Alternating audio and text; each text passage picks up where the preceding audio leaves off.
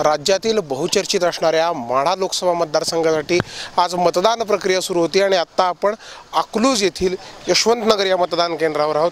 या ठिकाणी आत्तापासून खरं तर मतदानाची प्रक्रिया सुरू होती। आज तब्बल 19 लाख मतदार हे माढा मतदारसंघात मतदानाचा हक्क बजावणारे 2030 केंद्रांवर ही मतदान प्रक्रिया पार पडणार आहे। खरं तर माढा मतदारसंघ हा राज्यात चर्चेत आलेला होता।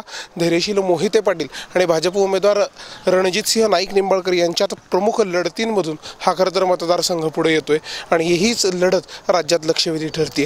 अनेक आरोप प्रत्यारोपांच्या फैरी झाल्या। नरेंद्र मोदी, शरद पवार यांच्या देखील सभा या मतदारसंघात घडल्यात। त्यामुळे आज ज्या मतदान प्रक्रियेमध्ये 19 लाख मतदार जे आहेत हे नक्की आपला कौल कुणाच्या पारड्यात देतात आणि त्यातून माढ्याचं गणित हे कसं सुकर होतं हे पाहणं खरं तर महत्त्वाचं ठरणार आहे।